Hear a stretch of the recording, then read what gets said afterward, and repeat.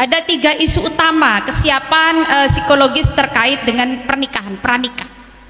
Yang pertama adalah isu intrapersonal. Ini intrapersonal dulu, baru interpersonal, kemudian yang terakhir adalah isu-isu eksternal. Intrapersonal itu kayak apa gitu. Nah, ini terkait dinamika dengan diri sendiri. Di dalam diri sendiri kita seperti apa? Intrapersonal itu para ibu, para adik-adik sekalian, itu terkait dinamika yang terjadi pada isu kesiapan mental dalam diri kita. Yang pertama itu adalah idealistic distortion. Ini sulit menurut saya, untuk utamanya anak yang usianya di bawah 20 tahun. Jadi ini adalah kemampuan orang untuk mengubah hubungannya ke arah yang lebih positif. Jadi misalnya begini, saya ngambek nih, saya ngambek kepada ipar. Ini yang paling sering digaung-gaungkan ya. Ini saya nggak suka juga medsos itu kayak anti ipar, kayak anti morotuwo ngono sekarang itu. Ini bahaya menurut saya, perlu di counter oleh teman-teman LKKNU. Misalnya, saya ngambek nih ke ipar, ngambek, iparnya ancen rodok-rodok aneh misalnya. Tapi saya punya idealistic distortion yang tuntas, kemampuan saya untuk mengubah hubungan negatif itu menjadi lebih positif.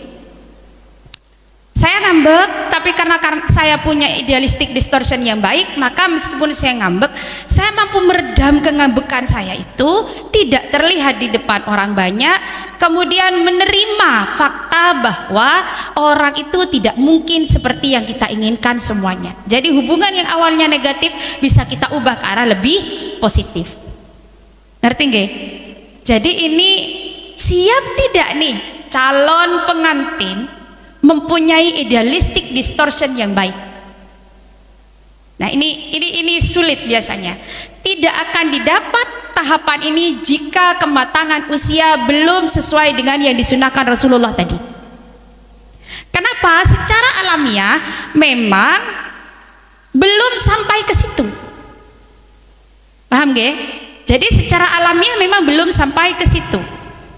Belum matang.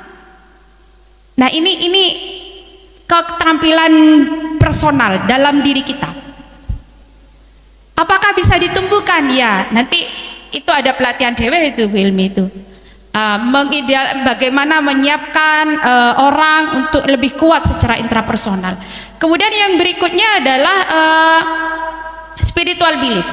Jadi terkait dengan keagamaan. Ingat, keagamaan tidak hanya tentang rajin tidaknya sholat, tapi bagaimana agama menjadi tolak ukur, menjadi pedoman dalam berkehidupan.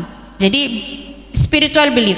Kalau kita menyendenkan segala sesuatu pada agama, maka kemudian segala sesuatunya terpedomani dengan baik.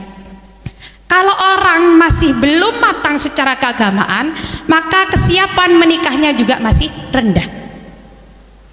Oke, kemudian leisure activities, jadi kepuasan pasangan terhadap kualitas kuantitas waktu luang. Jadi bagaimana seseorang menerima waktu yang dipunya sesedikit atau sebanyak apapun.